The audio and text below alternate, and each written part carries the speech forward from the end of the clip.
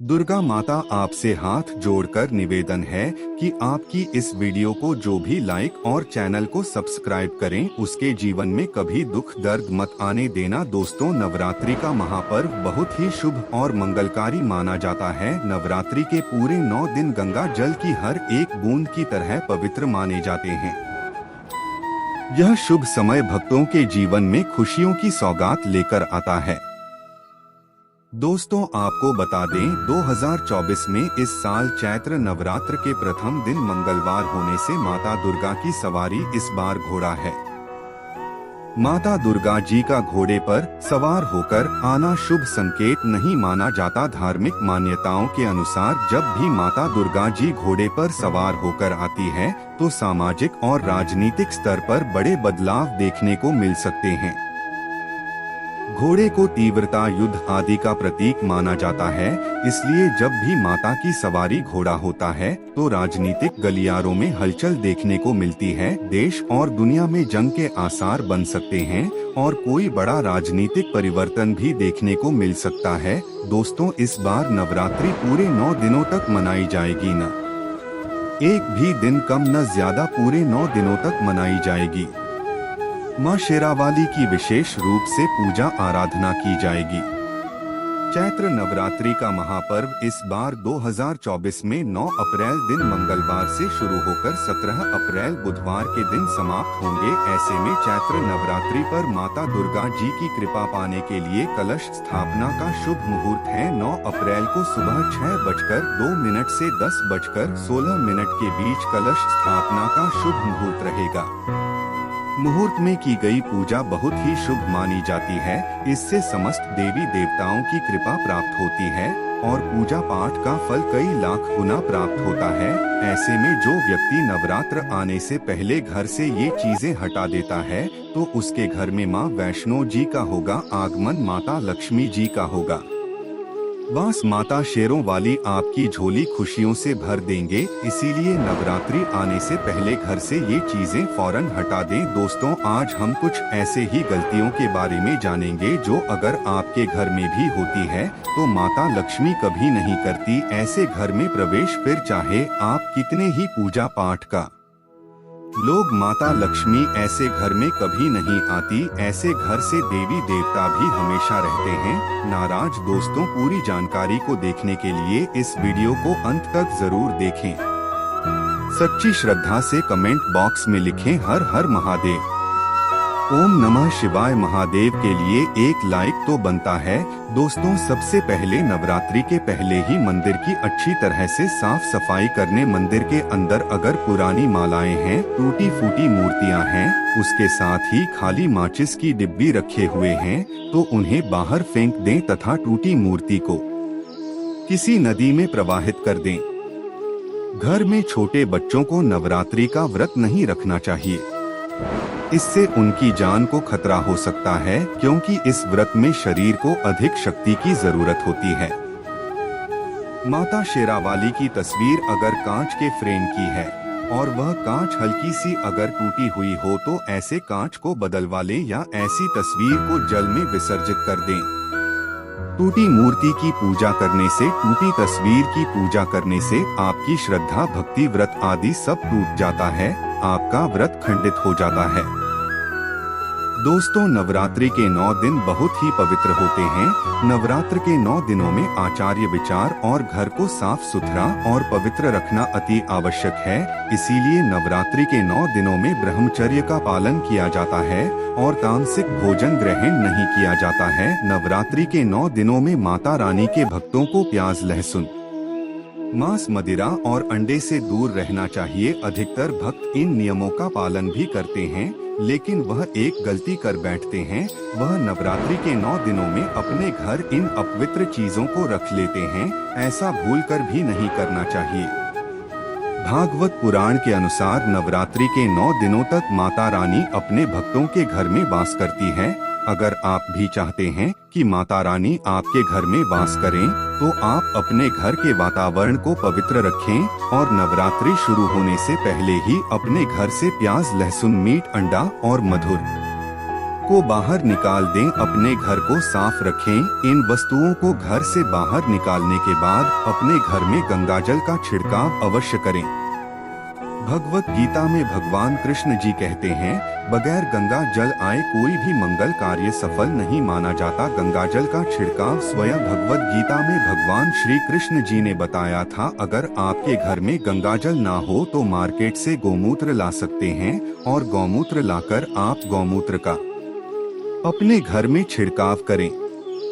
बस थोड़ा सा पानी में डाल लें, इससे आपके घर का वातावरण पवित्र हो जाएगा। घर में मौजूद नकारात्मक ऊर्जा भी नष्ट हो जाएगी और जिस घर में वातावरण पवित्र होता है और नकारात्मक ऊर्जा नहीं होती, वहां माता रानी का वास सदैव होता है। नवरात्रि के पहले आप अपने पूरे घर की अच्छी तरह से साफ सफाई कर ले। घर में जो भी फालतू सामान है, फटे पुराने कपड़े, उन्हें बाहर निकाल दें। घर में बेकार पड़ा सामान नकारात्मक ऊर्जा लाता है, इसीलिए गंदगी बिल्कुल भी ना करें। धूप दीप जलाकर वातावरण को स्वच्छ रखें। दोस्तों, माता के आगमन के लिए घर का दरवाजा जरूर जाना चाहिए। इससे माता आकर्षित होती है और घर के द्वार में प्रवेश करती है। माँ के आगमन के लिए द्वार को फूलों से सजाना चाहिए। दोस्तों, कई लोग ऐसे हैं जो माता रानी की चौकी कागज बिछाकर बनाते हैं, जो कि बिल्कुल गलत माना गया है। माता की चौकी के लिए आप नीचे लाल कपड़ा बिछाएं, काला कपड़ा और सफेद कपड़ा भूलकर भी नहीं बिछाना चाहिए। ध्यान रखें, कपड़ा पता भी नहीं होना चाहिए। दोस्तों, अगर आपके घर में देवी देवताओं की खंडित मूर्तियां या फटा हुआ चित्र अगर हो तो उसे किसी पवित्र नदी में विसर्जित कर दें, क्योंकि ऐसी मूर्तियां और चित्र दुर्भाग्य लांघती है। देवी देवताओं की खंडित मूर्ति की पूजा न करें और न ही उन्हें घर में रखें, क्योंकि उन्हें घर में रखना बुरा माना जाता है। दोस्तों, वहीं अधिकतर लोग अपनी छत पर या अपने घर के मुख्य दरवाजे के आसपास कबाड़ इकट्ठा कर देते हैं। ऐसा करना अशुभ माना जाता है। अगर आपने भी अपने घर में घर के मुख्य दरवाजे पर या छत पर या फिर खासकर घर के उत्तर दिशा में कबाड़ इकट्ठा कर दिया है, तो नवरात्रि शुरू होने से पहले उसका बाद को घर से अवश्य ही निकाल दें। दोस्तों, यदि आपके घर कोई भी बंद घड़ी है तो नवरात्रि शुरू होने से पहले उसे अपने घर से हटा दें और नई घड़ी ले आए, या उसे सही कर वाले घड़ी को प्रगति का प्रतीक माना जाता है। बंद घड़ी समय से पीछे चलने वाली हमारी प्रगति में बाधा डालती है, इसीलिए नवरात्रि शुरू होने से पहले ही आप बंद घड़ी को घर से बाहर निकाल दें। दोस्तों, अगर आपके घर के मंदिर में किसी भी तरह का कोई फालतू सामान रखा है, जैसे कि सारे गले फूल, अगरबत्ती, धूपबत्ती के डिब्बे या माचिस आदि के डिब्बे, या कोई भी खाली पैकेट मंदिर में न रखें, या फिर कोई फटी पुरानी धार्मिक पुस्तक या भगवान के कोई पुराने कपड़े जो फट गए हैं, या मुकुट माला जो खराब हो गई है, तो उन्हें आप जितना जल्दी हो सके अपने मंदिर से हटा दें। नवरात्रि से पहले आप अपने मंदिर की और मंदिर के आसपास की साफ सफाई अवश्य ही करें, तभी माता रानी की चौकी स्थापित करें। इसके साथ ही आप अपने धन रखने के स्थान की सफाई भी अवश्य करें, क्योंकि नवरात्रि के दौरान माता लक्ष्मी भी गृह प्रवेश करती है। धन रखने के स्थान पर किसी भी तरह का कोई भी फालतू सामान, टूटा हुआ सामान न रखें। धन रखने के स्थान को मंदिर की तरह ही साफ रखें। नवरात्र के दौरान माता रानी की पूजा में कौड़ियों को शामिल करें। माता रानी के साथ साथ रोजाना कौड़ी का भी पूजन करें। इसके बाद आप कौड़ी को धन रखने के स्थान पर रख दें। ऐसा करने से बरकत हमेशा होती है। अगर आपके पास पुराने जूते चप्पल इकट्ठे हो गए हैं तो नवरात्र से पहले उन्हें घर से बाहर निकाल दें। पुराने जूते चप्पल की अशुभता के कारण ही घर में नकारात्मक ऊर्जा आती है और घर में अशांति और कलह का माहौल रहता है। नवरात्रि आने से पहले घर से ज्यादा निकालना ना भूलें। अगर जिस घर में झाला होता है उस घर में माता रानी कभी वास नहीं करती। साथ ही साथ टूटे फूटे बर्तन अगर घर में पड़े हैं या टूटा हुआ आईना भी अगर घर में हो तो उसे भी निकाल दें। घर में टूटे फूटे ईंट पत्थर भी नहीं रखना चाहिए, इससे माता लक्ष्मी नाराज हो जाती है। अब हम जानते हैं नवरात्रों के दौरान क्या नहीं खाना चाहिए और क्या नहीं पीना चाहिए और कौन सा फल खाने से व्रत संपूर्ण और सफल हो जाता है। दोस्तों, नवरात्रि के दिन से जरूर खाना चाहिए। शास्त्रों में बताया जाता है कि भगवान के भोग में सेब आदि जरूर अर्पित किया जाता है। अगर आपका व्रत है तो आपको सेब जरूर खाना चाहिए। केला, पपीता, तरबूज और मीठे अंगूर जरूर खाना चाहिए। इन फलों से व्रतधारी को शक्ति मिलती है और व्रत संपूर्ण हो जाता है। शास्त्रों में बताया जाता है कि नवरात्रों के दिनों में सीताफल जरूर खाना चाहिए। सीताफल खाने से 10 ऐसी बीमारियां हैं जो खत्म हो जाती है। माना जाता है कि नवरात्रों के दिनों में सीताफल का घर में प्रवेश होना बड़ा ही शुभ माना गया है। सीताफल खाने से नवरात्रि का व्रत सफल हो जाता है, क्योंकि इसमें माता सीता का आशीर्वाद मिला हुआ होता है। नवरात्रि के दौरान इसे जो भी खाता है उसे दुखों का सामना नहीं करना पड़ा। सीताफल आपको जरूर खाना चाहिए। दोस्तों, नवरात्र में व्रतधारी को डब्बा बंद लस्सी, डिब्बा बंद जूस नहीं पीना चाहिए। उसमें कई केमिकल मिले होते हैं जिसके कारण आपका व्रत टूट सकता है। जब भी आप फलों का जूस पिए तो याद रखें उसमें नमक न डालें, नहीं तो व्रत टूट जाएगा। साथ ही साथ जूस में बर्फ भी नहीं डालना चाहिए। फलों का सादा जूस पीने से व्रत सफल होता है। दोस्तों, नवरात्रि के दौरान सिंघाड़े का आटा या कुट्टू का आटा खाने से पहले यह देख लें कि आटा पुराना नहीं होना चाहिए, क्योंकि पुराने आटे में कीड़े वगैरह पड़ जाते हैं जिसके कारण आपका व्रत टूट सकता है। क्योंकि यह छोटे छोटे कीड़े हमें दिखाई नहीं देते और आपके मुंह तक पहुंच जाते हैं। ऐसा आटा खाना मतलब कीड़े मकोड़े का मांस खाने के बराबर माना गया है।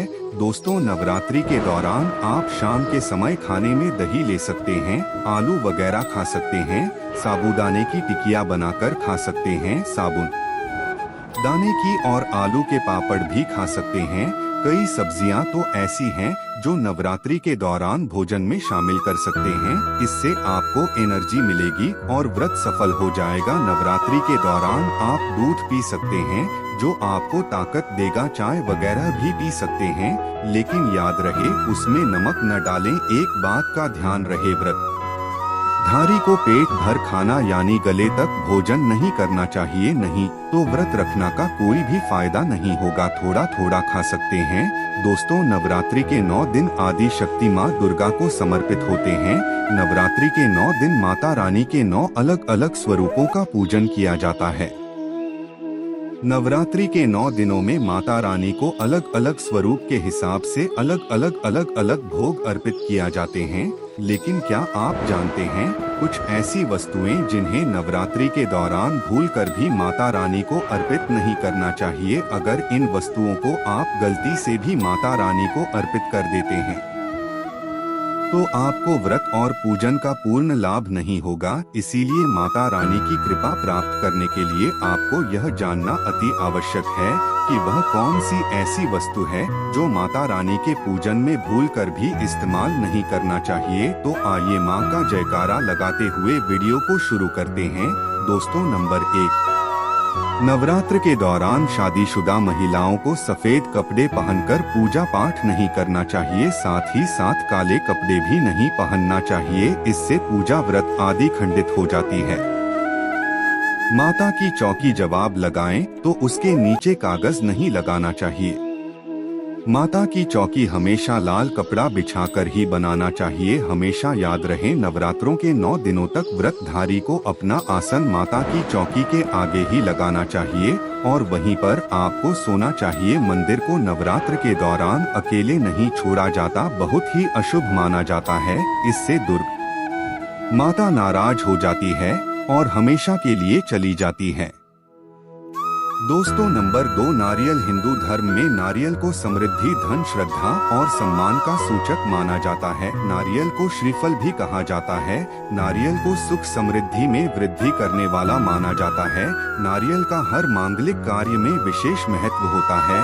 जैसे कि आप सभी जानते हैं कि मारता रहा है के कई मंदिरों में नारियल से बलि भी दी जाती है और माता रानी के पूजन में नारियल का इस्तेमाल हम सभी करते हैं। खासकर कलश की स्थापना नारियल रखकर ही की जाती है। माता रानी के पूजन में हम नारियल इस्तेमाल करते समय कुछ गलतियां कर बैठते हैं। दोस्तों, नारियल कई प्रकार के होते हैं, एक हरा दूसरा सूखा, जिसके अंदर पानी होता है। जिस नारियल के अंदर पानी होता है, माता रानी के पूजन में सदैव पानी वाला और जटा वाला नारियल ही इस्तेमाल करें। नारियल का पूर्ण होना चाहिए, नारियल झटका हुआ या टूटा हुआ नहीं होना चाहिए, क्योंकि साबुत नारियल ही पूर्ण और पवित्रता का प्रतीक होता है। साहब नारियल ही सुख समृद्धि का प्रतीक होता है। साबुत नारियल को ही श्रीफल यानी कि माँ लक्ष्मी का फल कहा जाता है। नवरात्रि में माता रानी के कलश की स्थापना करते समय जटा वाला यानी कि पानी वाला नारियल ही कलश पर स्थापित करना चाहिए। साथ ही यह ध्यान रखना चाहिए कि नारियल को सदैव कलश के ऊपर लेटा कर रखना चाहिए। घट स्थापना करते समय कभी भी नारियल को खड़ा करके नहीं रखा जाता, नारियल को सदैव लेटाकर कलश के ऊपर रखा जाता है। साथ ही नारियल को स्थापित करने से पहले आप नारियल को लाल कपड़े में लपेटकर उस पर और फिर लाल चुनरी ओढ़कर आप नारियल को कलश के ऊपर स्थापित करें। शास्त्रों के अनुसार कलश के ऊपर जब सही तरीके से नारियल रखा जाता है और सही प्रकार का नारियल रखा जाता है, तभी व्रत और पूजन का पूर्ण फल प्राप्त होता है। यह भी ध्यान रहे कि महिलाएं माता रानी को नारियल अर्पित कर सकती हैं, लेकिन कभी भी माता रानी के सामने नारियल को भूलकर भी न तोड़े, क्योंकि नारियल बीज रूप होता है और स्त्रियां बीज रूप से ही शिशु को जन्म देती हैं। इसीलिए कभी भी महिलाओं को नारियल नहीं तोड़ना चाहिए। दोस्तों, नंबर 3 लौंग। लौंग हम सभी माता रानी के पूजन में इस्तेमाल करते हैं, लेकिन लौंग का इस्तेमाल करते समय एक बहुत बड़ी गलती कर बैठते हैं। हमेशा ध्यान रखना चाहिए कि माता रानी को सदैव फूल वाली लौंग ही अर्पित करना चाहिए। जिस लौंग के ऊपर फूल नहीं होता या फिर जिस लौंग के पीछे लकड़ी की दाढ़ी नहीं होती, उसको आप माता रानी के पूजन में भूलकर भी इस्तेमाल न करें। फूल वाले लोगों को ही पूर्ण माना जाता है और माता रानी के पूजन में कोई भी अपूर्ण वस्तु, कोई भी खराब वस्तु या टूटे हुए अक्षत इस्तेमाल नहीं करना चाहिए। इसीलिए सदैव माता रानी की पूजन में फूल वाली लौंग का ही इस्तेमाल करें। दोस्तों, नंबर 4 तुलसी के पत्ते अर्पित नहीं करने चाहिए। माँ दुर्गा की पूजा में तुलसी पत्र का इस्तेमाल करना वर्जित माना जाता है। तुलसी पत्र के अलावा आंवला भी माता रानी को अर्पित नहीं करना चाहिए और दूबा भी माता रानी को अर्पित नहीं करना चाहिए। दूर्वा भगवान श्री गणेश जी को अति प्रिय है। नवरात्रि में आप भगवान गणेश को दूर्वा अर्पित कर सकते हैं। भगवान विष्णु जी को तुलसी के पत्ते अवश्य अर्पित कर सकते हैं, लेकिन माता रानी को भूलकर भी तुलसी के पत्ते या दूर्वा अर्पित न करें। माता रानी को सफेद फूल भी अर्पित न करें। माता रानी को सदैव लाल रंग के फूल अर्पित करने चाहिए। लाल रंग के फूल माता रानी को अति प्रिय है। खासकर माता को गुड़हल और कमल के फूल अति प्रिय है। शास्त्रों में बताया जाता है कि घर में माता रानी की 2 या 3 मूर्तियां, ये फोटो नहीं होनी चाहिए। इस बात का भी आप विशेष ध्यान रखें कि माता रानी की पूजन में कोई भी खंडित चीज इस्तेमाल न करें। ठंडी चीज जैसे कि चटका हुआ या टूटा हुआ दीपक या फिर चटका हुआ कोई बटन। साथ ही यह भी ध्यान रहे कि लोहे के और प्लास्टिक के बर्तन आप माता रानी के पूजन में इस्तेमाल न करें, क्योंकि प्लास्टिक के चाइनीज बर्तन हड्डियों के पाउडर से मिलकर बनते हैं।